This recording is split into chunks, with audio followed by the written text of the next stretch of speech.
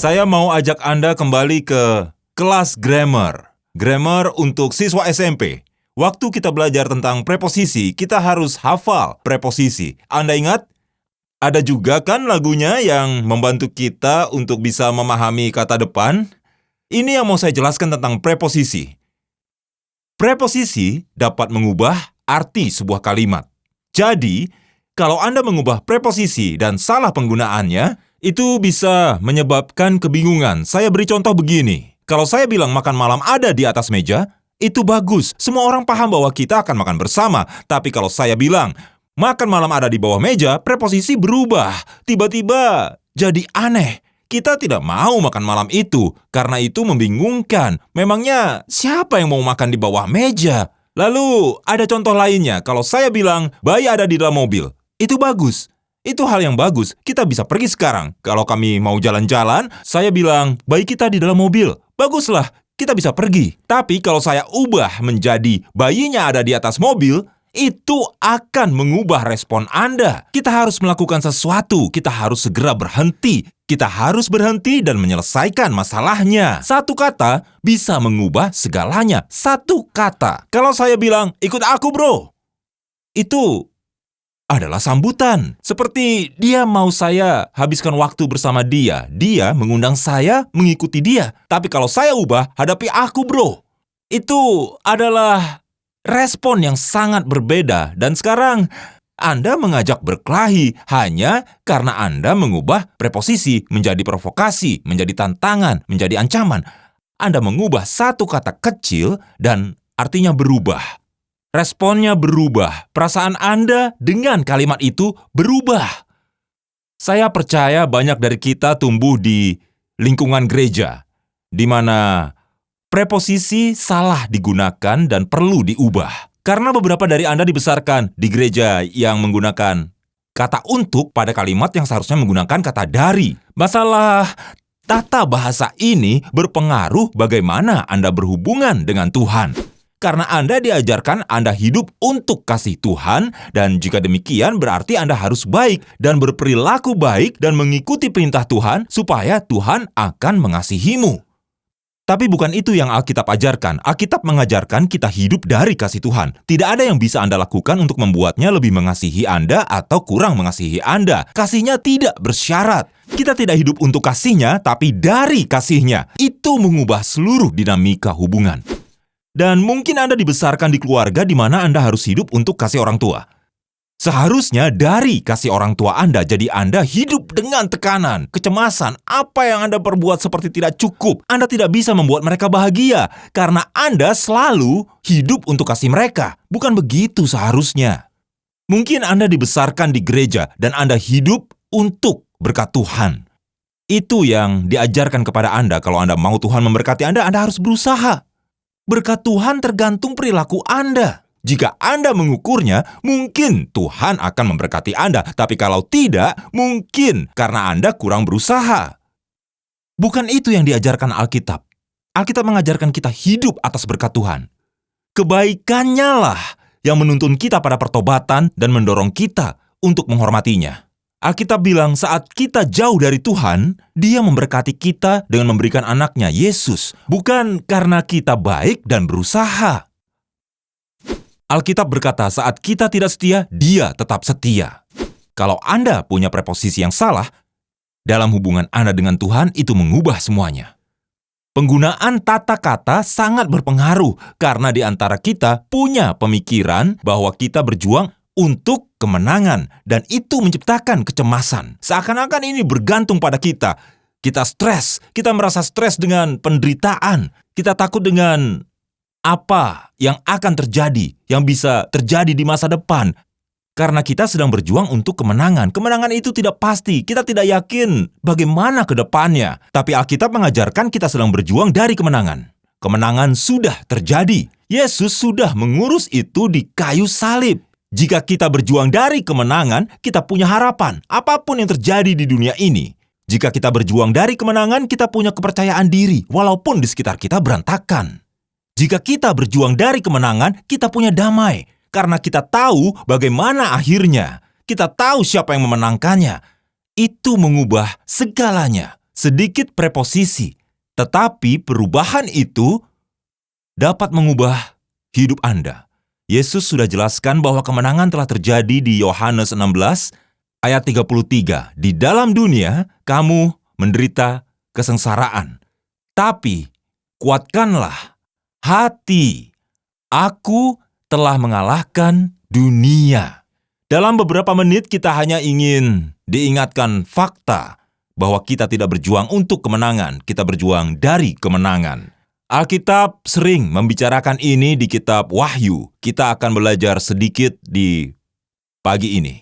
Kitab Wahyu bisa dianggap sebagai bocoran tentang apa yang akan terjadi. Kita pasti pernah dengar frase awas spoiler, atau mungkin mendengar sebelum seseorang menceritakan akhir cerita atau film. Mereka akan bilang, ini spoiler ya, kalau kamu belum menonton, saya sudah memperingatkan. Atau mungkin pertandingan, Anda memberitahu skor untuk berjaga-jaga. Kalau teman Anda merekamnya dan tidak tahu siapa yang menang, Anda memberi mereka peringatan. Begitulah kitab Wahyu, sedikit bocoran, tapi tidak berlebihan. Anda diberitahu apa yang akan terjadi, tapi tidak merusak cerita. Melainkan Anda menikmati cerita itu. Anda mengalaminya karena Anda tahu apa yang akan terjadi. Sebuah penelitian menunjukkan bahwa bocoran tidak benar-benar merusak cerita. Saya baca penelitian dari University of California. Mereka punya 12 cerita pendek dan mereka melakukan 3 eksperimen ke orang. Mereka menemukan bahwa bocoran membantu mereka menikmati cerita lebih dari ketegangan. Salah satu peneliti menyimpulkan penelitian ini bisa jadi setelah tahu akhir ceritanya, Anda lebih nyaman untuk memproses informasi dan lebih fokus pada pengertian yang lebih dalam. Maksudnya, setelah tahu akhirnya, maka Anda lebih bebas menikmati perjalanan. Saya katakan itu benar dengan beberapa peringatan. Ya, itu benar. Jika Anda tahu Anda akan menang, jika tahu akhirnya bahagia. Jika seseorang membocorkan cerita dan bukan itu yang Anda harapkan, Anda tidak bisa menikmatinya. Itu akan menyedihkan. Saya pikir itu juga benar jika Anda terlibat secara pribadi. Jika Anda punya kepentingan pribadi. Maksud saya, kadang di Sabtu malam saat ada pertandingan besar, saya merekamnya di rumah. Dan tidak ingin ada orang memberitahu skornya. Saya ingin pulang dan menontonnya. Seperti itu siaran langsung, ya. Saya tidak mau mendengar. Jangan cerita tentang pertandingan itu. Kalau saya mendengar percakapan tentang itu, saya pergi. Saya tidak ingin siapapun membocorkannya. Saya pikir, apa yang membuatnya berubah? Jika saya terlibat di dalamnya, seperti saya ada kepentingan, jika saya bertaruh, saya tidak melakukannya, saya tidak anjurkan itu ya. Tapi jika bertaruh dan tim saya menang, maka Anda bisa memberitahu saya. Karena ada yang dipertaruhkan, saya bisa menonton pertandingan dengan tenang. Karena tahu tim saya akan menang. Ketika ada satu pemain yang cedera, tidak apa-apa, saya tahu akhirnya. Jika tim yang lain berlari dan memimpin, tidak apa-apa, karena saya tahu akhirnya. Jadi ini peran kitab Wahyu bagi kita. Dia memberitahu, hey, kita yang akan menang. Mungkin sekarang tidak terlihat, mungkin Anda tidak merasa seperti itu dengan yang Anda alami, tapi begitulah akhirnya.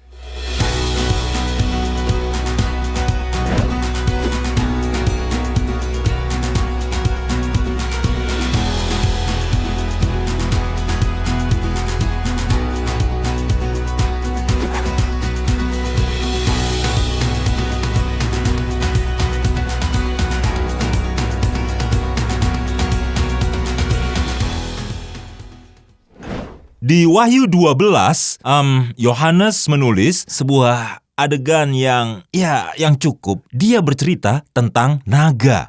Begitulah dia gambarkan musuh kita, gambaran yang seharusnya jadi peringatan bagi Anda yang menganggap hidup adalah taman bermain daripada medan perang. Ada musuh dan digambarkan sebagai naga. Tapi dalam teks yang akan kita baca, Anda akan baca tentang wanita hamil, yaitu Maria. Dan bayinya, yaitu Yesus. Kita akan baca tentang 3 adegan berbeda dan sedikit sulit diikuti karena tidak berurutan ceritanya. Nah, pertama dia berbicara tentang Maria dan Yesus, kemudian mundur ke adegan yang lain dan melihat Ada naga, dialah setan dan iblis yang diusir dari surga, lalu lompat ke peperangan di surga antara Michael dan para malaikatnya, melawan naga dan para malaikatnya. Jadi ingat, kita telah cerita ini sebelumnya. Tuhan tidak melihat waktu secara linier, di mana itu berurutan. Dia melihat semuanya secara sekaligus. Jadi penglihatan Yohanes mirip seperti itu, sedikit melompat-lompat. Yohanes berkata di ayat 1, "Tampaklah suatu tanda besar di langit, seorang perempuan, berselubungkan matahari, bulan di bawah kakinya, dan sebuah mahkota dari 12 bintang di atas kepalanya. Ia sedang mengandung, hendak melahirkan, ia berteriak kesakitan." Ayat 3, kita akan lompat ke adegan lain. "Maka tampaklah suatu tanda yang lain di langit.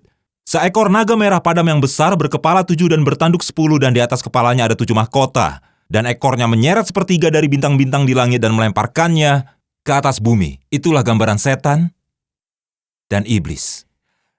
"Dan naga itu berdiri di hadapan perempuan yang hendak melahirkan itu untuk menelan anaknya. Segera sesudah perempuan itu melahirkannya, ia melahirkan seorang anak laki-laki yang akan menggembalakan semua bangsa dengan gada besi. Tiba-tiba anaknya itu dirampas dan dibawa lari kepada Allah dan ke tahtanya." Loncat lagi, ayat 7, "Timbullah peperangan di sorga. Michael dan malaikat-malaikatnya berperang melawan naga itu dan malaikatnya, tetapi mereka tidak dapat bertahan. Mereka tidak mendapat tempat lagi di sorga, dan naga besar itu, si ular tua yang disebut iblis atau Satan, yang menyesatkan seluruh dunia, ia dilemparkan ke bumi bersama-sama dengan malaikat-malaikatnya." Nah, jadi itu sulit. Maksud saya, ya, sulit untuk mempelajari ini. Anda bisa belajar ini karena cukup menarik, seperti angka berbeda yang mewakili mahkota kepala, dan itu menarik. Tapi jangan tersesat di situ, karena temanya yang jangan dilewatkan. Temanya adalah, kalian tahu, naga telah kalah. Itu temanya. Naga telah dikalahkan.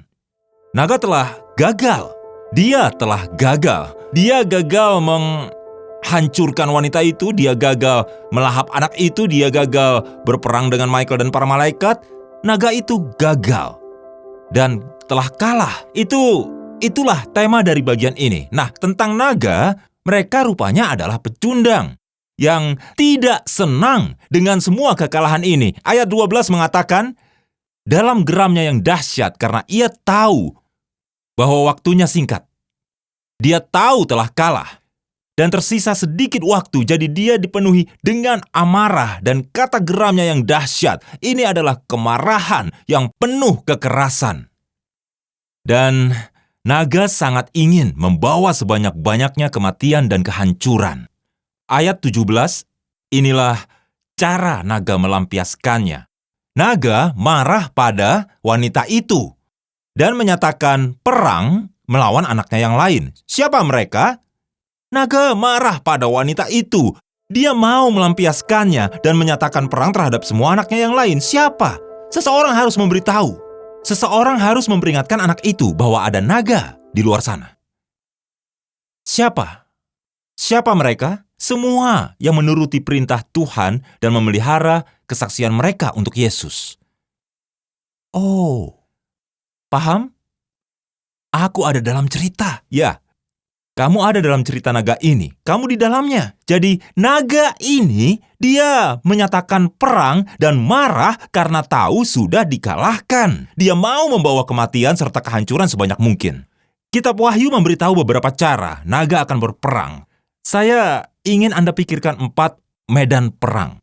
Sebenarnya lebih banyak yang dinyatakan di Kitab Wahyu, tapi kita akan bahas 4, oke? Medan perang pertama, anggap saja diwakili oleh penunggang kuda. Dan semua ini berbicara tentang kesengsaraan yang berarti kesulitan, penderitaan, rasa sakit yang dialami orang-orang. Maka, penting untuk mengingat bahwa Kitab Wahyu sangat masuk akal bagi orang yang pertama kali menerimanya. Jadi banyak yang akan kita baca tentang penunggang kuda, trompet, binatang buas. Dan itu masuk akal bagi mereka dengan cara yang harus kita pelajari untuk memahaminya. 200 tahun dari sekarang, Mungkin ada orang yang membaca sejarah wilayah Kentucky dan membaca tentang pertempuran Wildcats dan Cardinals selalu bilang, saya kurang mengerti. Bisa saja mengerti kalau ada di waktu yang tepat, seperti butuh kontak langsung, sehingga mereka tahu ini agak sulit bagi kami. Tapi Yohanes mau katakan inilah gambaran berbeda yang mewakili kesengsaraan yang sedang Anda alami. Dan dia pakai gambaran ini sehingga pemerintahan Romawi tidak melihat surat ini dan menganiaya orang Kristen lagi. Jadi, kekuatan dari gambar ini bahwa ini bisa menjadi peringatan bagi orang Kristen tentang kesengsaraan yang akan datang. Mereka memiliki arti ganda. Jadi, 1 medan perang, 4 penunggang kuda, dan penunggang kuda datang mewakili kematian dan kehancuran yang disebabkan oleh aksi perang militer. Kekerasan, kebencian, permusuhan, konflik sepanjang zaman. Kuda keempat adalah kuda pucat yang membawa kematian. Dan di belakangnya dia menarik sebuah kereta yang terisi dengan ratusan juta tubuh. Dan 4 penunggang kuda mewakili medan pertempuran di mana musuh menyebabkan penderitaan dan rasa sakit dengan membuat kita saling melawan. Nah, jadi penderitaan dan kematian adalah akibat dari kebencian, kemarahan, konflik, dan permusuhan. Jadi, Anda dengar hentakan kuku setiap kali menyalakan TV dan ada berita tentang peperangan. Apakah Anda dengar pada minggu ini? Saya dengar. Apa Anda dengar hentakan kuku ini setiap kali seorang anak diganggu oleh anak lain di sekolah? Anda dengar? Apa Anda dengar hentakan kuku ketika membaca perbedaan yang tidak bisa diterima di surat cerai? Apa Anda dengar hentakan kuku ini ketika anggota keluarga tidak lagi berbicara satu sama lain? Itulah 4 penunggang kuda yang mewakili bagaimana cara naga menyerang yang menyebabkan kita saling menyerang. Gambaran lain yang ada dalam kitab Wahyu membuat ini menjadi semacam medan perang kedua, yaitu pemain trompet, 7 tiupan trompet. 4 trompet pertama yang ditiup, mereka mewakili 4 bencana alam yang berbeda. Jadi trompet pertama ditiup, maka bumi menjadi tercemar. Trompet lainnya ditiup, maka langit tercemar. Itu berbicara tentang bencana alam, sakit penyakit, rasa pedih, dan penderitaan yang tidak terhindarkan dari kehidupan di planet ini. Alkitab mengatakan itulah bagian dari kehidupan. Hujan turun pada yang adil dan yang tidak adil, bahwa ada penderitaan dan rasa sakit. Dan untuk saat ini, naga akan menggunakan bencana itu untuk membawa kematian dan kehancuran. Anda akan baca tentang 2 trompet yang ditiup di pasal 11. Saat trompet ditiup,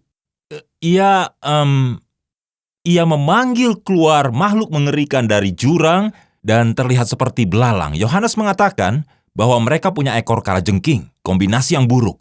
Belalang dan kalajengking. Mungkin biasa bagi kita, meskipun tidak seorang pun senang bertemu makhluk itu saat pulang. Khususnya di abad pertama, belalang membawa segala jenis kehancuran. Dan Anda dapat membaca catatan abad pertama bagaimana kalajengking membunuh orang saat tidur. Jadi apa yang dia gambarkan itu adalah belalang yang bermutasi. Dan di abad ke-19, sejarah gereja menafsirkan ini sebagai setan dan iblis.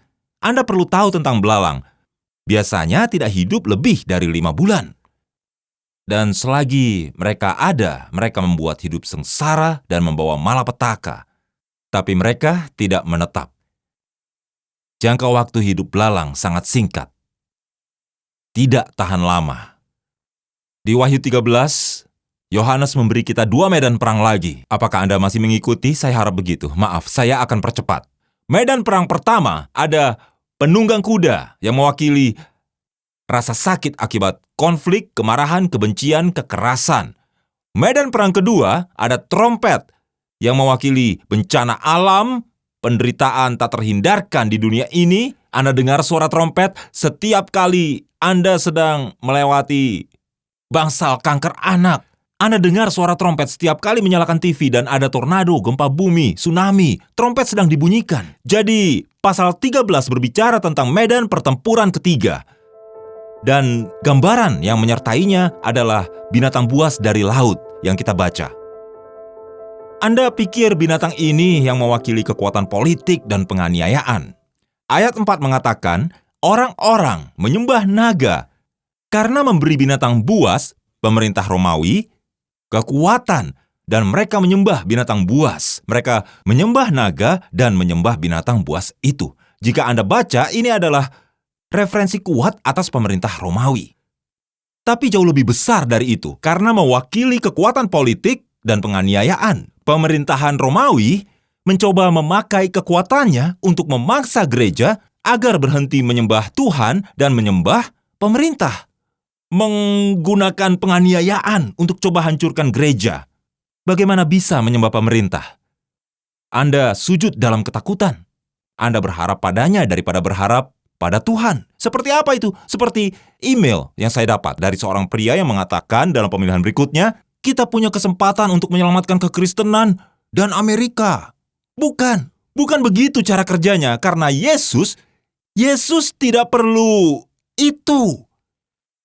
Namun kita menaruh harapan kita di dalamnya. Kita akhirnya menyembah itu sebagai solusi masalah kita, dan pemerintah Romawi mengerahkan kekuatan penuh dari kuasanya untuk menutup gereja. Gereja mula-mula seharusnya mudah secara teori. Tapi gereja melawan. Mereka tidak melawan dengan cara yang Anda dan saya pikirkan. Mereka tidak punya kekuatan. Tidak ada undang-undang hak asasi. Tidak bisa mencalonkan diri untuk jabatan. Tidak ada. Senjata mereka berbeda, yaitu kasih, kerendahan hati, belas kasih yang radikal, dan mereka menjungkir balikan dunia, menjungkir balikan Roma dengan menggunakan senjata-senjata itu. Hasilnya, pemerintah Roma tidak sanggup melawan gereja dalam misinya. Makhluk buas dari laut tidak dapat bertahan melawan gereja dalam misinya.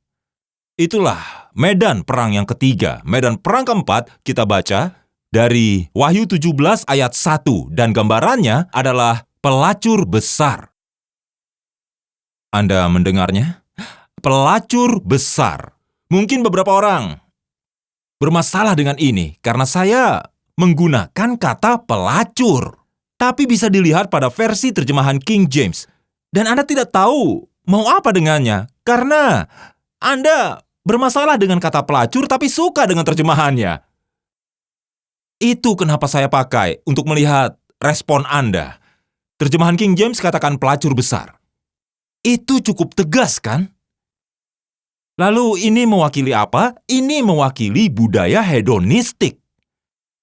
Jadi 3 medan perang lainnya, kekerasan, kehancuran, perpecahan, permusuhan, kemarahan, kekuasaan, dan penganiayaan. Lalu ada pelacur besar yang mewakili budaya hedonistik, dan kitab Wahyu memberikan beberapa penanda.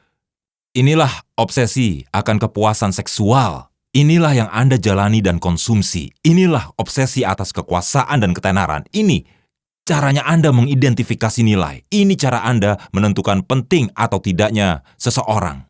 Kekayaan dan kemakmuran, inilah identitas Anda. Ini yang Anda kejar, obsesi atas kekayaan dan kemakmuran. Beginilah caranya pelacur besar memikat orang jauh dari Tuhan. Saat membaca ini, maksudnya, apakah terlihat familiar bagi Anda? Itu seperti Roma, tapi terjadi sekarang. Ternyata sulit bagi naga tua mempelajari trik baru karena dia hanya melakukan yang pernah dia lakukan. Dia mencoba memikat orang melalui hal ini.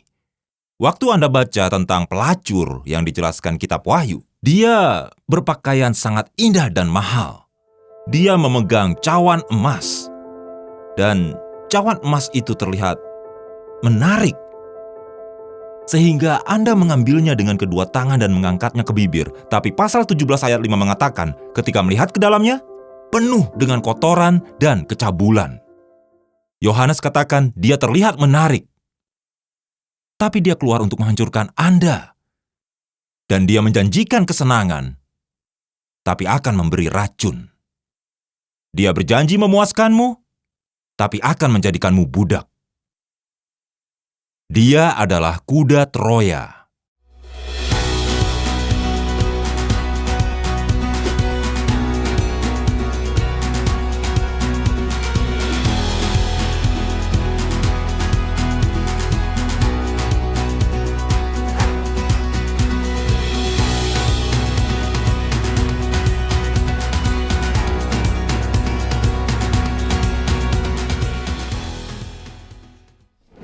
Maka Yohanes berkata kepada gereja, "Jangan tergoda wanita ini. Medan perang ini berbeda. Menipu mata, terlihat menyenangkan, seperti merasa rugi. Jadi jangan sampai tergoda olehnya." Wahyu 18 ayat 4 mengatakan, "Pergilah kamu hai umatku, pergilah daripadanya supaya kamu jangan mengambil bagian dalam dosa-dosanya dan supaya kamu jangan turut ditimpa malapetaka-malapetakannya." Bahasa ini sangat jelas. Kata Yohanes pada gereja, berhenti berhubungan intim dengan dunia. Beberapa orang pasti tidak suka saya menggunakan kata pelacur 27 kali dalam sebuah khotbah. Saya mengerti perspektif Anda. Terjemahan NIV, jika Anda mengikutinya, menggunakan kata prostitusi. Saya mengerti beberapa dari Anda mengapa tidak menggunakan kata prostitusi dibanding pelacur. Tapi saya pikir menarik melihat sebuah pergeseran yang terjadi. Kita pernah menyebutnya pelacur, dan setelah kita dandani, sedikit lebih nyaman jika kita menyebutnya prostitusi. Dan inilah yang tepatnya Naga lakukan. Dia mendandani, merias wajahnya, dan mengirimnya ke parade. Dan Anda berpikir, ya, tidak terlalu buruk. Dan dia janjikan cawan emas, menjanjikan malam yang tidak pernah terlupakan. Anda pikir ini dia yang kurang. Semua orang lain, semuanya dimanjakan oleh hal ini, dan inilah yang kurang. Jadi ada beberapa bahasa yang vulgar. Karena kita perlu sadar. Dan lihat, di belakang pelacur ada naga yang digambarkan Yohanes besar, menakutkan, kasar, berwarna merah, dan pemarah. Kita menutup mata coba meyakinkan diri bahwa itu tidak nyata. Tapi itu nyata. Jadi dia memberi kita 4 medan. Tebakan saya adalah untuk penerima kitab Wahyu akan merasa seperti kalah di keempat medan. Yohanes berkata, "Lihat, mungkin seperti dikepung. Anda merasa kalah. Izinkan saya beritahu bagaimana akhirnya. Izinkan saya beritahu. Saya melihat keempat medan itu dan terasa seolah kita kalah.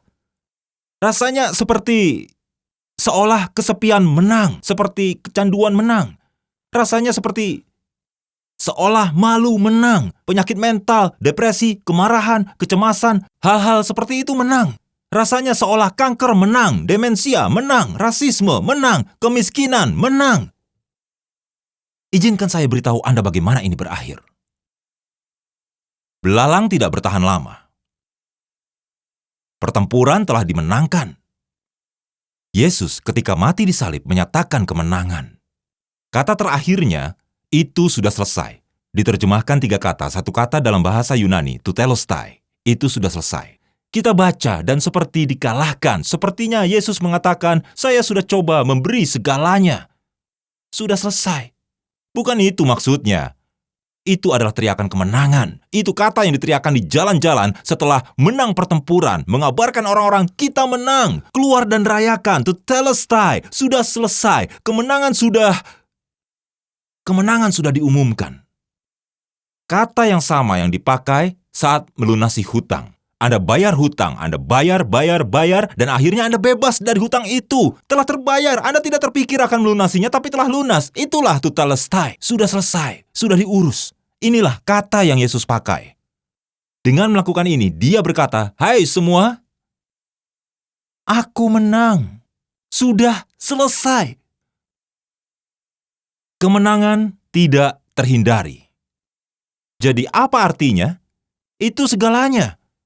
Itu mengubah cara kita bangun besok pagi.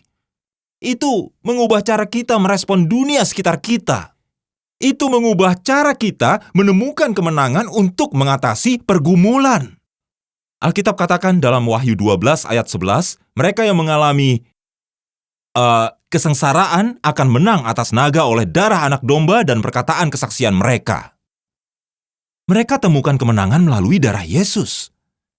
Ketika Dia menang, mereka menang. Mereka temukan kemenangan lewat kesaksian mereka. Jadi tidak hanya mengklaim kemenangan dalam darah Yesus, tapi mereka menceritakan kemenangan oleh darah Yesus. Bukan karena mereka baik atau bisa mendapatkannya atau pantas, tapi karena yang telah Yesus lakukan bagi mereka. Anda nyatakan kemenangan di hidup Anda dan atas hidup orang-orang di sekitar Anda. Pada titik tertentu, Anda harus pahami bahwa Yesus menang, dan itu mengubah segalanya, mengubah cara doa Anda. Pada titik tertentu dalam doa, berhenti memberitahu pada Tuhan masalah Anda dan mulai katakan pada masalah tentang Tuhan. Anda mulai cerita pada masalah tentang Yesus, bahwa Yesus telah menang. Anda berjuang dari titik menang, bukan untuk kemenangan. Seperti apa rasanya hidup seperti itu? Saya katakan, itu tidak terlihat seperti sekelompok orang yang marah, pahit, mudah tersinggung. Tidak seperti itu. Tidak seperti orang yang selalu defensif dan kecewa ketika ditentang. Tidak seperti sekelompok orang yang menganggap dirinya korban. Itu terlihat seperti seorang istri yang kehilangan suaminya dan dengan berani berdiri dan memuji Tuhan di pemakaman. Terlihat seperti pasangan yang akan menyerah pada pernikahannya, tapi jadi yakin bahwa Tuhan berperang bagi mereka dan menolak untuk menyerah. Seperti seorang ibu yang percaya bahwa kemenangan atas anaknya yang hilang akan datang. Seperti seorang siswa yang menolak menjalani hidup dengan impian kekuasaan, ketenaran, dan kekayaan, tapi memutuskan hidup dalam misi Tuhan sebagai pembunuh naga. Itu seperti gereja yang tidak terintimidasi oleh naga, tapi berkumpul dan beribadah dengan percaya diri, sukacita, dan damai. Jadi kita ingat pada hari ini bahwa belalang tidak bertahan lama. Beberapa dari Anda perlu mendengar, karena rasanya seolah mereka mengambil alih. Wahyu 21 mengatakan harinya akan segera tiba, Yesus akan kembali dan menghapus setiap air mata. Dan tidak akan ada lagi kematian atau duka atau tangisan atau rasa sakit karena tatanan lama telah berlalu. Hari itu datang segera. Kita akan berdiri di hadapan Tuhan dan berdiri dalam kemenangan karena yang telah Yesus lakukan. Hari itu akan terjadi dan tidak terhentikan. Mari berdoa. Tuhan, kami menyatakan bahwa kemenangan ada di dalam-Mu. Dan saya berdoa agar Engkau memberi kami iman untuk percaya pada akhirnya pada orang-orang yang mendengarkan khotbah ini dan mereka tidak merasa menang. Mereka merasa dikalahkan, dipukuli, dan belalang berkerumun, merasa dikepung. Jadi Tuhan, saya berdoa pada saat ini, tolong yakinkan mereka bahwa Engkau telah menang, meskipun sepertinya akan lama, itu tidak akan selamanya. Saya berdoa, Tuhan, beri kami harapan pada hari Engkau kembali dan membuat semua jadi baru, dan harapan menopang kami memberi damai dan sukacita. Tuhan, saya berdoa agar kami bersaksi dengan kata-kata, kami akan nyatakan bahwa Yesus telah menang, Kau telah menang. Kepercayaan itu dan iman akan mengubah segalanya dalam hidup. Dalam nama Yesus kami berdoa. Amin.